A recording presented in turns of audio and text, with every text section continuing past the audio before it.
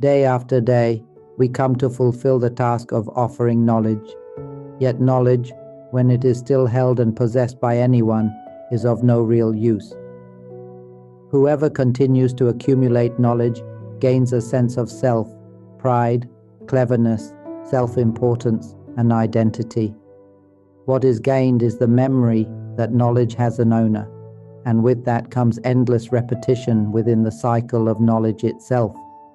Those who do not yet see that knowledge itself is a cycle of suffering, a cycle of endless wandering, will continue to seek knowledge again and again, just like all minds that wander within such cycles, whether as beings of water, land, air, or space, whether as human forms or subtle forms. All are endlessly circling, seeking knowledge in this way. Those who are awakened stop seeking. We have stopped. The mind that has fully penetrated the truth has stopped. If we have not yet clearly seen this truth, we will continue to seek knowledge. The mind is like this. It seeks only knowledge. Even the culmination of all knowledge is the knowing of one's own original source. And when this source is known, knowing deepens further and becomes ever more subtle until it reaches the essential truth, the fundamental element that exists for giving, that functions to guide all minds beyond the cycle together. All of this is simply the functioning of the element itself. It does not arise from the possession of any knowledge.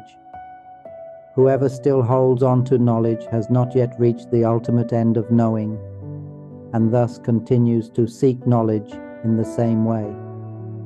As long as there is seeking, there is struggle, fatigue, restlessness, and suffering.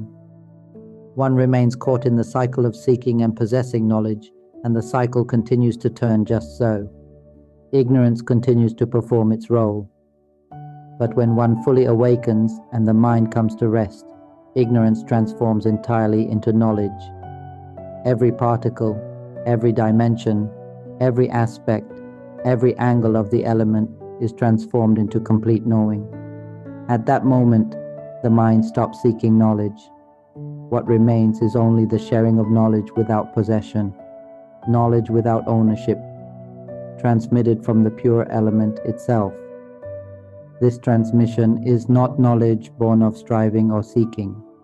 It is knowledge that does not need to be sought, knowledge that arises from the state of not being anything at all. It is light, open, free, and without the need to hold. And for this very reason, this kind of knowledge is expressed as truth without self, with nothing that can be claimed or possessed. When this kind of knowledge is expressed, it appears solely as non-self. It cannot be possessed. It is knowledge transmitted in order to reveal that there is no real entity within it. All the knowledge that we have tirelessly sought is, in truth, entirely a cycle of suffering. Even awakening itself remains a cycle of suffering, a cycle of wandering. When the ultimate end is reached, even awakening must be laid down. Those who have not yet seen that awakening itself is a cycle of suffering will continue to cling to awakening, continuing to dwell in ignorance, unable to see this subtle cycle of suffering. Any awakening that is realized yet still held on to remains a cycle of suffering, a cycle of a mind still attached, still abiding in not knowing. Within awakening, there is no need to hold any knowledge. What is awakening? It is awakening to not being anything at all. It is awakening to the truth that all phenomena are entirely without self, without entity. Even this knowing itself has no self, no owner whatsoever. The transmission of truth, therefore, serves to reveal the absence of self in all phenomena. Even awakening that has been fully realized and transcended is devoid of self and free from possession. It is purity transmitted from the pure element itself, radiating outward so that all minds may absorb the purity that has always been present, already complete. Thus, the transmission of truth is a transmission beyond language, beyond narrative altogether. This is the transmission of non-self. Those who do not yet understand this and continue to struggle in the pursuit of knowledge will only exhaust themselves in vain, remaining bound by attachment and dependence on what is held. Knowledge that is possessed cannot be fully or purely transmitted, precisely because of the act of holding itself. It is like possessing great wealth and releasing it only little by little, unable to give it all away because it is seen as one's own, as something rare and precious, and thus shared sparingly. This is the nature of the knowledge that beings have learned and accumulated in order to possess it. But the sage of wisdom, the one who does not cling even to awakening, the one who is truly complete, gives everything away without remainder. All knowledge that the human world longs to know is transmitted in full, so that it may be clearly seen. Where exactly is the self in what we are holding on to? Who is the owner? Who can truly take it? And where could such vast knowledge ever be carried, when all knowledge is, in truth, without entity? Awakening is not something to be grasped or rejected. It is knowledge that has never moved even by the slightest trace, never arisen nor dissolved even in the smallest degree. It is knowledge transmitted to the elemental essence that is already full everywhere, in every place, every particle, every dimension. This knowledge loosens us from all that we once held. Do not cling to any knowledge, for clinging itself is the cycle of suffering, and it is the law of cause and effect that we are already receiving. The more knowledge is possessed, the greater the resonance of consequences that follows. This cycle is nothing other than the continuous turning of action and its result. The law of cause and effect that we establish is a natural law of fabrication, a law of the cycle of suffering. Those who do not know seek knowledge. Those who know can relinquish even knowledge itself. And those who are free from all knowledge do not move away from the purity of the elemental essence. They clearly realize the pure element, where there is no giver and no receiver, for this truth points only to the fact that nothing is anything at all. Those who are not yet awake, who have not yet realized non-self, cannot understand non-self. Therefore, it is necessary for sages of wisdom to point, to speak, and to remind, so that awakening may occur. Listening to truth from the sage is essential, because this transmission is a transmission from mind to mind, beyond language, beyond story, beyond self. I speak only of non-self.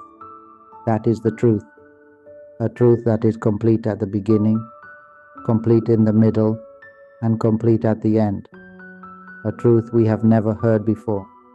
This is the kind of truth that is truly beautiful. Do not cling to any appearance, for no appearance has ever possessed a real entity. In this very moment of knowing, do not take it to mean that there is a self who knows. There is only nature being as it is. It knows in its own way. It functions in its own way, without self, without owner. Even thought, even the language used to communicate, is without self and without owner. It is not us, and it does not belong to us. Do not cling. Do not assume or fix meaning. Do not be mistaken into thinking, this is me, or this is someone else. For in truth, we have never truly been born into this world, and this world itself has never possessed a real entity. Keep this understanding close at all times. When this is understood, all appearances that arise become valueless by their very nature. If one simply abides in this understanding again and again, especially by listening to teachings on the awakening of the mind naturally rests in not being anything at all. It rests in emptiness that has no need to become anything. Whatever arises is immediately valueless in itself: thought, reflection, emotion, memory, and all modes of perception. All are valueless by their own nature, because the mind has been rightly established. When the mind abides in not being anything, all appearances are valueless in and of themselves. This knowing then arises on its own, a knowing that sees clearly that all of nature is simply as it is. It is seen directly, felt fully in the heart, as if one has stopped right there, stopped seeking, not moving in any direction. One pauses without doing anything, and then sees that everything around is constantly changing. All is valueless in itself, moving, appearing, dissolving, and changing again and again. And a knowing arises. This is not me, it is simply as it is. When we stop, this becomes clear. Do not think that stopping means no realization will arise. Realization arises precisely when there is stopping. When realization becomes complete, it bursts forth clearly, then gradually grows lighter, lighter and lighter, until there is nothing left to be lightened. At first, it feels heavy, because there is still clinging, still the assumption that there is something, or that there is nothing. Yet in truth, it is neither a matter of having, nor of not having. It is not a matter of anything at all. Within this pure essence, nothing has ever arisen, and nothing has ever moved, even by the slightest trace. All the knowledge we cling to is merely a cycle of suffering, born of ignorance, of a mind that still struggles, seeks, and holds. The sages do not cling, not even to awakening, because clinging itself is heaviness. Awaken, but do not hold on to anything, not even to knowledge, not even to the teachings. When there is no clinging, one directly realizes a state that is not classified as good or bad, a state that does not accumulate causes for further cycles. It is a condition that creates no new action. From there, one enters the nature of liberation and purity, a reality that is completely clean and entirely beyond language. I therefore always say, this is not language. It is a transmission from mind to mind, pointing to non-self throughout the entire path, from beginning to end, nothing but non-self, nothing but the purity of truth itself. This is what it means to truly revere the truth, to bow wholly to it. This is what the sages have always conveyed. All knowledge that is sought is the cycle of suffering itself. Do not cling even to awakening, for it is heavy and burning. The sages have laid everything down and are free from all knowledge. They are the reality itself, the pure essence that is not anything at all. That is the truth. We have never truly been born into this world, and there has never been any world that truly came into existence. All things have never been anything from the very beginning. When there is no first moment, there is no last. May all who listen with a receptive heart come to lightness and openness and awaken directly to their own true essence, swiftly and completely. If you're interested in these teachings on awakening, mind observation, and transcending suffering through wisdom, we'd love to hear your thoughts. Share your insights in the comments, provide productive feedback, and if you find this content valuable, don't forget to like, share, and subscribe to the channel.